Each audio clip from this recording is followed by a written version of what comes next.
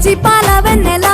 నేలన పారబోసినట్టు పూసెనే గునుగు పూల తోటలు పచ్చి పసుపు గొమ్ములో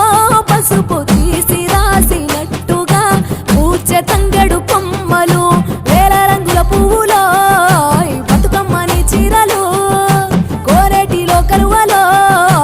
గౌరమ్మని రవికలు ఎంతటి అందాల మహారాణివే నీ చుట్టూ పూలన్నీ చలికత్తెలే నిన్ను చూడాలని ముందుగా వచ్చిందే పువ్వు